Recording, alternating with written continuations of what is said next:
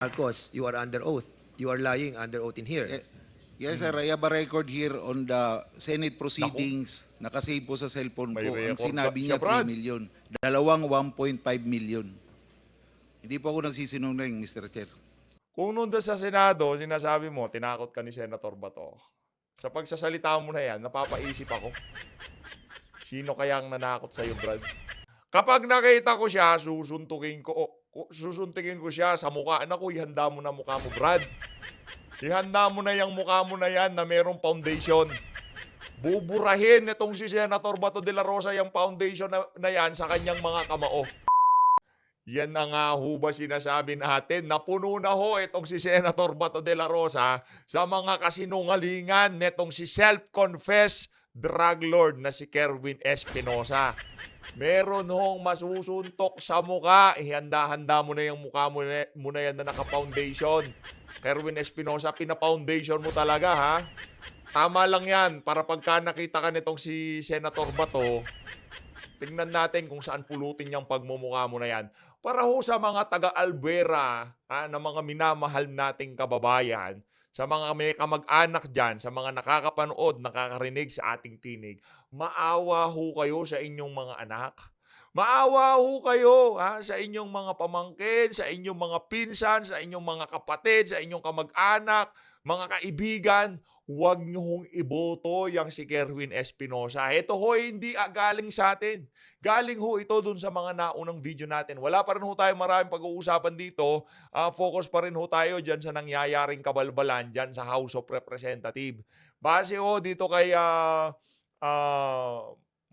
Marvin Marcos. Dito kay Marvin Marcos, since 2015, yung apelido netong mga Espinosa na to nakakaladgad na sa ipinagbabawal na pulburon. Since 2015, hindi ho ngayon. Hindi noong panahon ni Tatay Digong. Bago pa ho dumating si Tatay Digong sa eksena sa pamahalaan sa national government, nandyan na ho ang pangalan ng mga Espinosa dyan sa Albuera na involved di umano base dito kay Marvin Marcos sa ipinagbabawal na pulburon. Ayun na nga mga kababayan. Yan ang aba sinasabi. Maganda-handa ka na, Brad. Dagdagan mo pa yung blush on mo na yan. Ngayon pa lang ako nakita ng lalaki na nagba-blush on. Kailangan talaga ipakita yung pagmumukha mo sa TV, medyo namumula-mula. Kaso ang problema ho natin, hindi pantay-pantay. Yang naunya, kakulay ho ng noon natin. Pero ang pisngi niya, parang kinurot-kurot nitong si Luis Tro bago ho nag-umpisa ang kanilang hearing dyan sa House of Representatives. Kung bago lang ho kayo dito, isang like at isang subscribe, masaya na ho tayo dyan. At sa mga gustong sumali sa ating community, para kayo ho ang pinakaunang makakita sa ating mga reaction video, click nyo lang ho yung join button sa baba. Para pagka ho meron ho tayong bagong upload, kayo ho ang pinaka-unang makakita. Ayun na nga mga kababayan, meron hong babala, meron hong banta. Ang banta ni Senator Bato. Ito, base ho dito sa post ng News 5, ito. Basahin ho natin. Kapag nakita ko siya, susuntukin ko siya sa mukha. Naku, ihanda mo na mukha mo, Brad. Ihanda mo na yung mukha mo na yan na mayroong foundation. Buburahin itong si Senator Bato de la Rosa yung foundation na yan sa kanyang mga kamao. Nakita mo yung kamao nitong si Senator Bato? Yan ang pambubura niya dyan sa foundation mo. Ano ba yung foundation o blush on? Yan ang pambubura niya dyan sa blush on mo. Okay? Yan ang mensahe ni Sen Bato de la Rosa sa self-confessed drug lord na si Kerwin Espinosa matapos siyang ituro na nag-utos umano na idawit si dating Senadora Leila de Lima sa illegal na droga. Naku po, yari ka dyan. Lagot ka dyan, Kerwin. Akala mo, pagkatapos niya, mapoprotektahan ka ng mga handler mo dyan sa house. Naku po, yari ka dyan. Buburahin ni Senator Bato de la Rosa yung blush on mo sa pamamagitan ng kanyang kamao. Ibinunyag ni Espinosa sa kanyang pagharap sa pagdinig ng House Quad Committee ngayong Biyernes, October 11, na pinilit umano siya ni nooy Philippine National Police Chief de la Rosa na umaming sangkot siya sa kalakaran sa droga sa bansa. Hindi kayo nagsawa sa SA? Anak ng to. Inubos nyo yung SA. At idawit umano sina De Lima at Peter Lim. Lagot ka kay Senator Bato de la Rosa. Ito, ang masasabi ko lang kay Kerwin Espinosa, sinungaling siya. Kapag nakita ko siya, suntukin ko siya sa mukha. Masyado siyang sinungaling. Naku, yari ka dyan, Brad. Nagalit mo na itong si itatak mo sa Bato. Isa ho sa mga susuportahan natin yan si Senator Bato de la Rosa. Ha? Baka akala nitong si Sen Bato, hindi natin. Sen! Isa ho kayo sa ikakampanya namin dito sa PH Update. At lahat ho ng nanonood sa ating mga video ay ang instruction ko ho sa kanila, ikampanya ho kayo. Hindi ho kayo basta-basta iboto. Bagkos, ikampanya ho kayo sa kanila. Tama ho ba yun, mga kababayan? Ikakampanya ho ba natin o hindi natin ikakampanya itong si Senator Bato de la Rosa? Naniniwala ho ba kayo dito sa naka-blush on na payaso na to o naniniwala kayo kay Senator Bato de la Rosa? Si Senator Bato de la Rosa, hindi siya nag-confess na involved siya sa pinagbabawal na droga. Kaya mas papaniwalaan ko ang aking senador na si Senator Bato de la Rosa kaysa dito sa naka-foundation na payaso na to. Ikaw Kerwin akala mo makakalusot ka sa akin ha. Tayo ho kasi, ano ho yan, kumbaga, yung isang, yun ho kasing isang subscriber natin, nag-comment, ang sabi ho, ba't parang kinurot-kurot ni Luistro ang pagmumukha nitong si Kerwin? Anong nangyari sa pisngi ni Kerwin? Tayo ho, na-intriga, zoom ho natin yung mga video niya, yung mga picture niya. Tama nga ho yung isang subscriber natin. Parang kinurot-kurot nitong si Luistro ang pagmumukha. Siguro nakyutan si Luistro. Nakita nyo naman ho yung jowa ni Luistro, di ba? Parang dalawang atsing na lang yun di ba? Itong si Kerwin 5 billion ba naman sa bangko? Di ba? Naghahanap daw ng katarungan itong sinungaling na Kerwin Espinosa na to. Paiba-iba ho yung statement. Mamaya susupalpalin ho siya ulit netong si Marvin Marcos diyan sa pagpapatuloy ng pagdinig ng Quad Committee kaugnay dito sa war on drugs ng nagdaang administrasyon. Di na ho natin patatagalin to. Focus pa rin ho tayo dito sa mga crocodile, dyan sa mga crocodile sa House of Representatives. Handa mo na pagmumukha mo, Brad. Naku po. Buburahin ni Senator Bato de la Rosa yung ano na yan, yung blush on mo na yan. Talagang kailangan, planado di ba? Siyempre, pagka iiyak ka, dapat mamumula ka. Ngayon, ang ginawa ko ng makeup artist diyan sa... Ba't wala na pala si Cassandra Leong? Parang naninibago tayo sa hearing. Walang pakilig moment itong si Dan Fernandez di ba? Naghahanap tayo ng pakilig moment, yung harutan moment with the resource person. Di ba? Siyempre, pagka umiyak-iyang si Kerwin Espinosa, pagka medyo mamula-mula, parang medyo dramatic ang dating, parang kapani-paniwala talaga, di ba? Ito mga kababayan, pakinggan ho natin ang pagtatanong nitong si Mangkan Oreste Dan Fernandez dito kay Kerwin Espinosa. Game. It is Congressman Dan Fernandez. You have 2 minutes. Game. I'm sorry, 10 minutes. 10 minutes. 10 Maigli na minutes. naman ako magtanong, Mr. Chairman. Actually, wala naman akong itatanong masyado. But of course, may mga worries lang ako sa mga testimony ni Kerwin Espinosa. Considering that he testified in the Senate and now he's testifying in the House of Representatives. And then basically, Kerwin, you are testifying now under oath that yung mga sinabi mo sa Senado, some of those were not true because you were under duress. Am I correct? Under duress. Yes po, Mr. Chair. And including on those testimonies, if I'm not mistaken, a while ago, I was able to find out kay Colonel Marcos that in the Senate, you mentioned 3 million and here you mentioned 4 million. Is that Yan na nga ba correct? sinasabi natin? Ang sinabi ko sa Senate, 4 million. Hindi 3 million. Hindi. Okay. Ano ho ba ang mga karakteristik ng mga sinungaling? Karakteristik ho ng mga sinungaling, kaya talagang sa Senado, nung medyo maayos pa yung Kongreso, Pagka ako nagtatanong yung mga congressman, paulit-ulit yan. Pagka tatanong ng umaga, tatanong bago matapos. Bakit?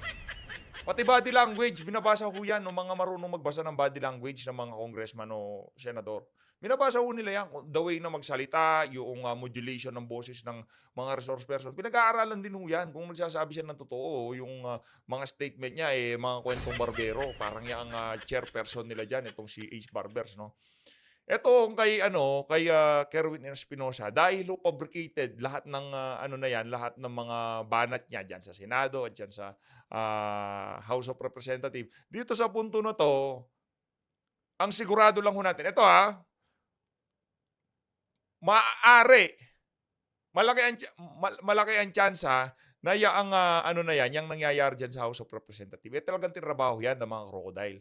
Pero yung sa Senado, mas mataas ang tsansa na yun ang mga totoong sinabi nitong si Kerwin Espinosa. At yun ho, hindi naman ho siguro kayo magko-confess kung hindi kayo involved sa ipinagbabawal na droga, di ba? Kahit katayin niyo ako dito, hindi ako aamin kung hindi ko naman ginawa, di ba? Kaso ang problema ho, ang pamilya ho talaga nila since 2015. Ngayon, anong nangyari ho dito kay Kerwin Espinosa?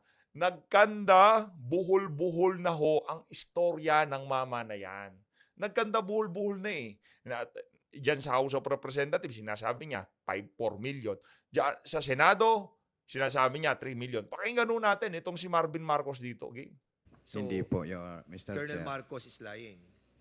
Wait, Colonel Marcos is lying. Opo. So, Colonel Ganyan ho kahina yung mama na yan. Pwede niya naman sabihin, hindi ko na ho ma-recall, Your Honor. Pero nandoon sa mga figure na yon, 3 million or 4 million. Hindi ko na ma-recall. Pwede mo sabihin yon.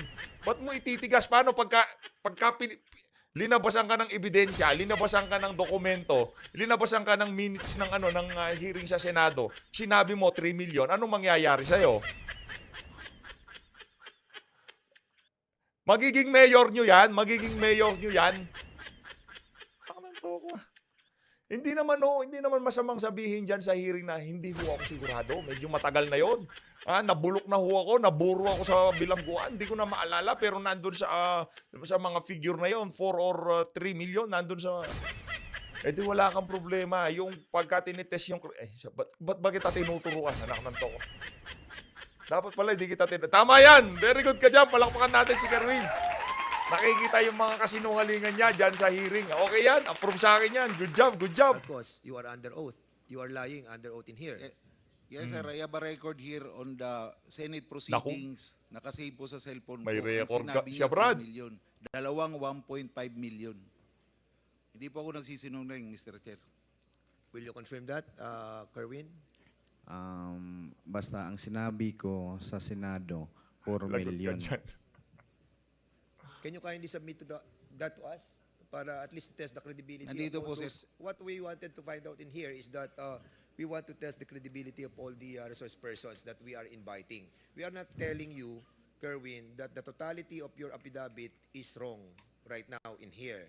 But we wanted to find out the veracity of all those Kayo naman, para naman ito naman si Congressman Tan Fernandez. Huwag naman kung ganyan. Yung alam nyo na sa sarili nyo, pinadalo nyo yan, alam nyo na sasabihin yan, alam nyo na ang tatakbuhan ng investigation, investigation in aid of legislation. Alam nyo na nakakatakbuhan. Alam nyo na yung mga kasambahay ay ipapatawag yung mga susunod. Alam nyo na yung don-don, ipapatawag yung mga yan. Kumbaga, inuunti-unti nyo para mas magtagal yung hearing. Alam nyo naman, ang baduy yung tingnan yung tipong, ito-test ko yung credibility mo kasi base dito, sinasabi mo 4 million. 3 million lang pala. Yun ang problema natin. Ang babaduy nyo, sir. Bistado na kitang-kita na Tapos talagang ipipilit nyo pa na ang mama na yan, yung si Kerwin Espinosa, ay nagtatahi ng istorya diyan sa Quad Committee na yan. Ngayon, nasa sa inyo yan. Pagka naniwala kayo, di pare-pareho kayong mga tanga. John, because the credibility of this Quadcom is at stake in here. And that's the reason why we wanted to know yung validity na lahat ng sinasabi mo. Considering also that you have filed your certificate of candidacy to run for the mayor of Albuera. Di ba? Opo, Mr. Chair. And at the same time, the reason why you appear in this hearing is to seek justice. Yes po, exactly. What is your priority? What is your Exactly, priority? ayos, Handa lang mo lang mag-English, nabibilib pa ako sa'yo Alam nyo kahit ikaw hindi tayo nag-English dito kasi hindi tayo magaling mag-English. Kung hindi mo rin kayang idire-diretso, huwag mo nang pasukin, Brad. Kung makapag-exactly ka, hindi naman ho tayo ano dito, pronunciation o grammar something pero gusto mo nga Tagalog ang tanong at tapos sasagot ka naman ng English, palakpakan. Santo ka. Pag ganun. Running as a mayor or seeking the truth for your father? Hustisya po para sa papa ko. Kaya kong talikuran yang Ng politika. So in other words, in seeking the truth and to prioritize in finding out the truth about the death of your father, you're willing to not to run anymore. Yes po. So are you willing to withdraw your I am willing to withdraw. Hindi ka sa mananalo, Brad. paglaban mo ng mayor? Opo. Because hindi mo kami masisisi mananalo. dito, Kerwin, kung mag-iisip kami na may halong politika ang lahat ng ginagawa mo. And that's the reason why ako very what you call this, medyo adamant ako sa intention mo on going in here. But most likely, if you're going to tell us that you're going to withdraw yung iyong paglaban sa mayor, somehow baka ako mismo maniwala ako sa mga sinasabi mo. But that will be based on all the answers that you will be giving us on the questions that I'll be asking. Okay. Kanina, tinanong na natin yun, no? So mamaya malalaman natin yung veracity ng sinasabi ni Colonel Marcos. Meron kang na-dismiss na mga kaso sa drugs, ano? Yung 2 drug cases mo, the reason for the dismissal, demurrer to evidence. Am I correct? Yes po. At yung kaso mo sa money laundering cases filed against you, meron, di ba? Meron po akong kaso sa AMLA. At ang sinabi na 5 billion, Yes. kahit itanong po sa AMLA, walang ganong pera. Mm. So may pros and assets ka ba? Ha? May na-freeze na asset during the course of the investigation? Kasi you are under investigation on the money laundering. So, may na-freeze bang asset sa iyo? Meron po. How much? Walang cash. Mga property lang po. What is the worth of the properties that was frozen? Properties, land, at How- bahay, at sasakyan lang po. So, gaano kalaki yung lupa? Hindi gaano kalaki. Tulad ng mga siguro may 2 hectares at tapos may mga negosyo naka-freeze yung tinatayo sana namin na gasolinahan sa lungsod namin na freeze dahil sa AMLAC at yung hotel ng papa ko. Okay. Hindi gaano kalakihan yung mga lote na na-freeze. Opo. And even Kasi wala po akong lote na malaki. wala kang lote na malaki.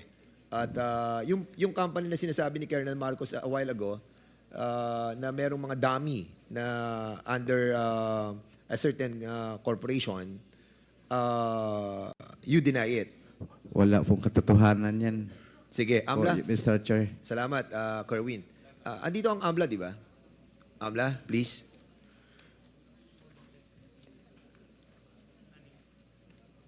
Teka lang ayusin ho natin. Ang sinasabi lang ni Marcos, nitong si Marvin Marcos, nakakita ng mga bank documents. Bank documents. Ngayon, kung i-verify yung mga bank documents na yun, walang ganong halaga, edi walang ganong halaga. Pero nakita nila yon doon sa bahay nitong si late Albuera Mayor Espinosa.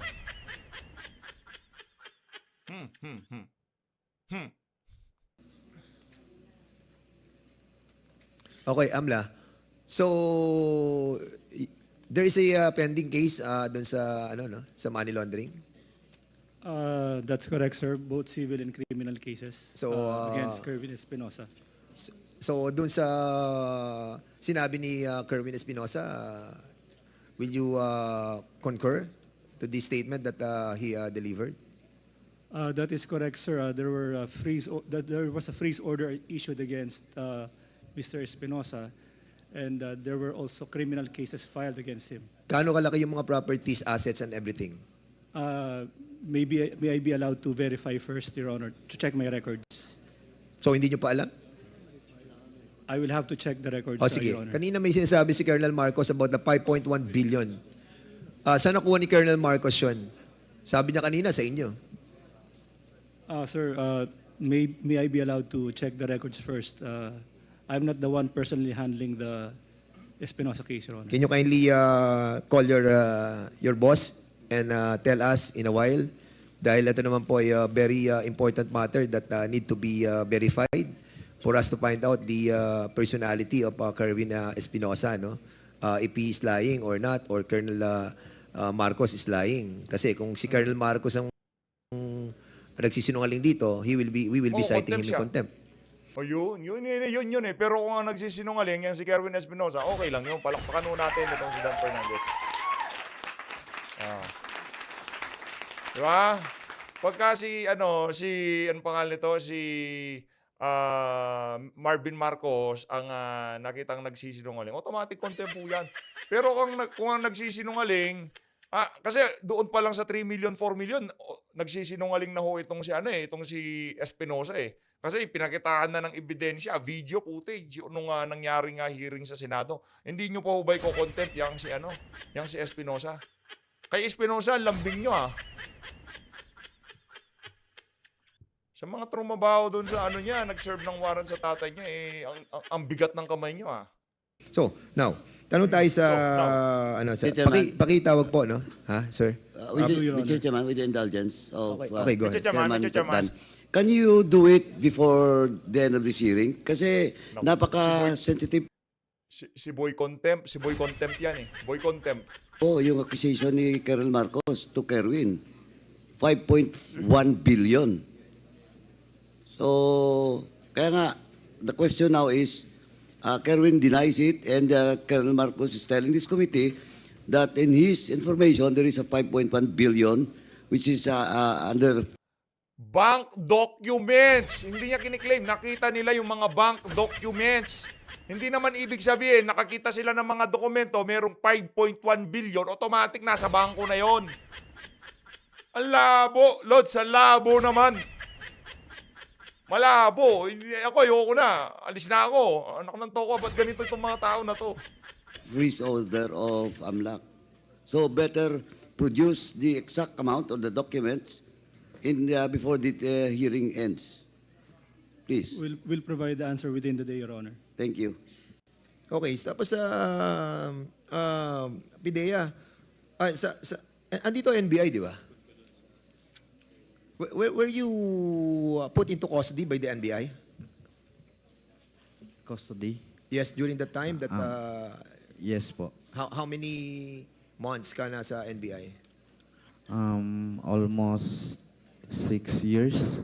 Sa NBI? Oh, 6 years? Opo. Ganun ka katagal sa NBI? Hindi ka tinransfer sa ano? Kasi may may retention doon sa NBI po. Is it the right procedure? The NBI, bakit ganun katagal si Kerwin? Napaka-special naman nata niya na nasa siya sa NBI. For 6 years? Is this the right standard and procedure?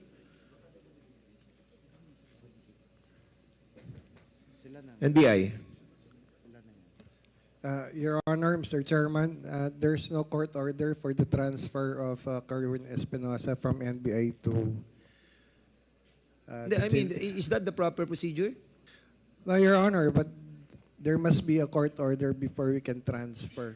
Or he was so special that he has to be put into the NBI custody? No, Your Honor. It's not special. No. Are you sure? Anyway, Pidea.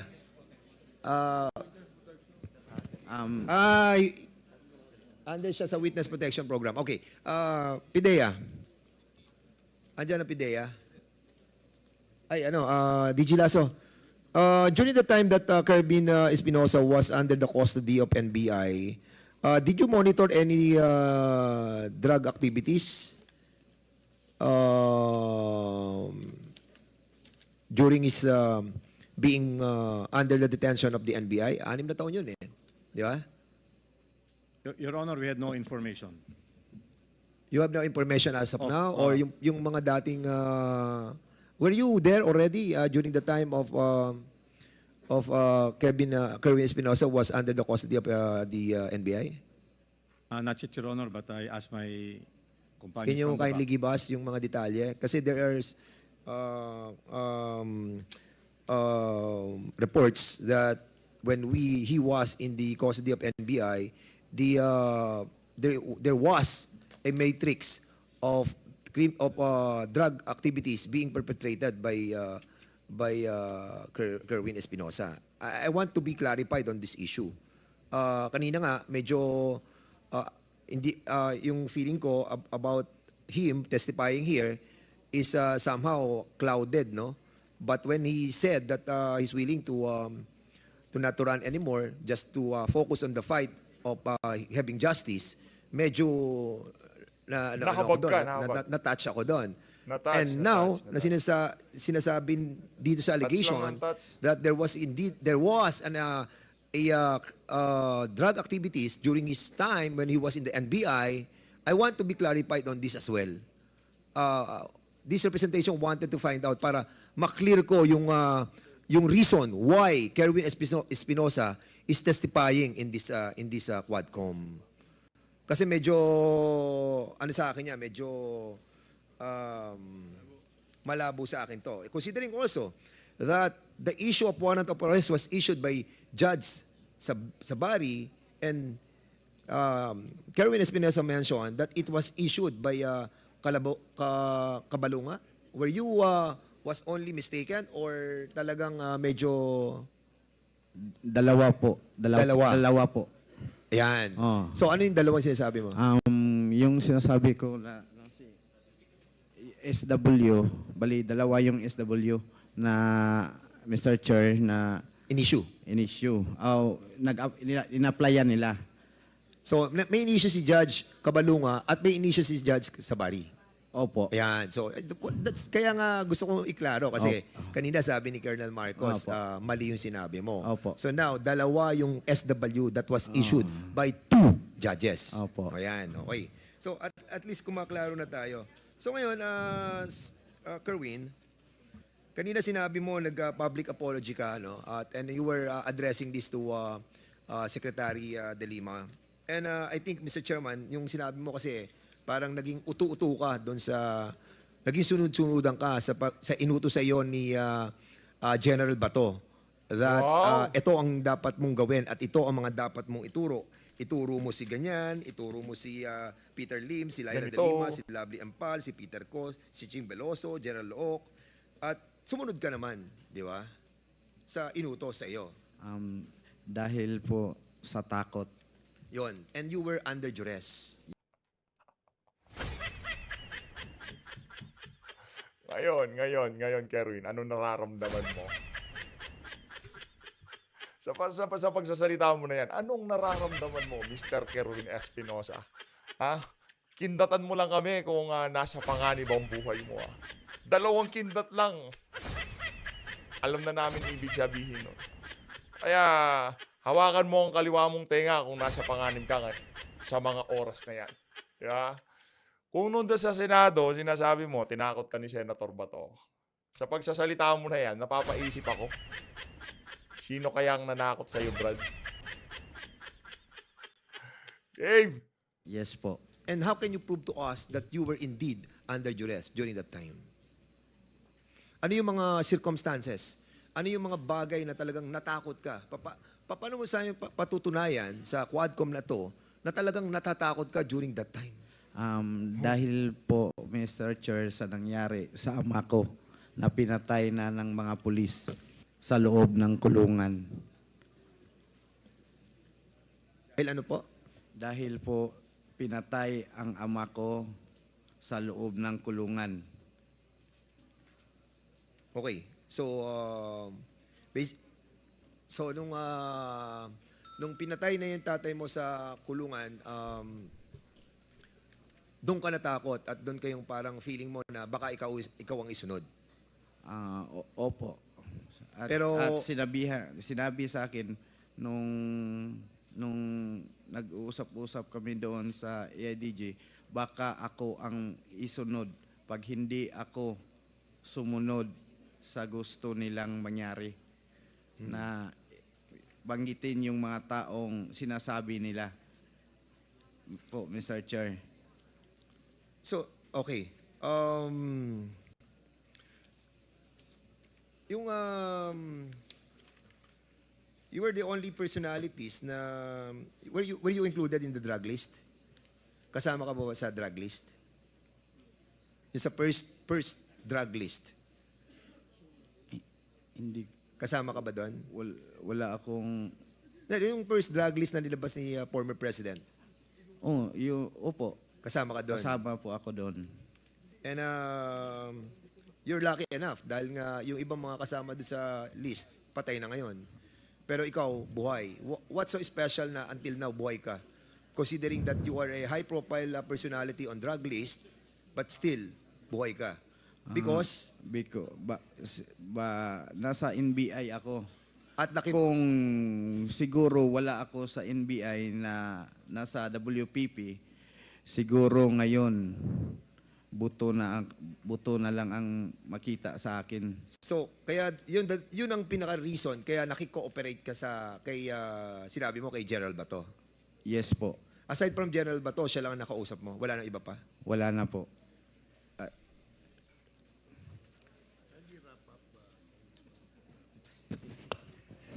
Okay. Our chairman is trying to influence me to stop. And I think You still have 30 seconds. wala to tayong Okay ka na, sir? demokrasya Okay dito. ka na? Others are given so much time, but us, limited. But of course, siguro dahil tayo po ay magaling na sundalo, katulad ni General Acop, ay ititigil ko po muna momentarily yung aking pong pagtatanong. And I'll be reserving some of my questions maybe in the next hearing. But of course, marami pa sana akong tanong kundi yung bakit sa Dubai at sa Abu Dhabi yung pinili mo. Don't you think that, kasi mahal ang doon ang lifestyle doon Doon ka magtatrabaho, doon ka titira, dadali mo pamilya mo doon. Mr. Chair, sa pagkakaalam ko, malaki din ang sahod doon. Pero dadali mo buong pamilya mo. Depende, Mr. Chair, kung kakayanin ng sahod, magiging sahod ko doon ko na lang ay paaralin yung pamilya ko. At yung nga sinasabi ko, yung anak ko. medyo high profile ang Abu Dhabi. Di ba? Mahal. Di ba? Kaya medyo sa akin questionable pa yung mga issue na yan that I really wanted Hindi to na plancha, prolong hindi sana. na. But of course, Next hearing, planchahin na maigi ang mga ganyang klaseng detalye kasi diyan kayo mabubutasan, okay? Next hearing, meron pa naman siya. Matagal-tagal pa naman yan hanggang sa susunod na taon pa ho yan. Matatapos pa lang ho yan, bandang June 2025. Pagkatapos ng 2025 midterm election, doon pa lang matatapos yan. Marami pa ho tayong inaasahan na lalabas diyan sa Quad Committee na yan. Wala akong katapusan yan hanggang sa dulo ng forever. Ayun na nga mga kababayan, dito na ho na tatapusin ang ating reaction video. Maraming salamat po sa pagsuporta sa PH Update. Mag-ingat po kayong lahat. Lahat ng Pilipinas.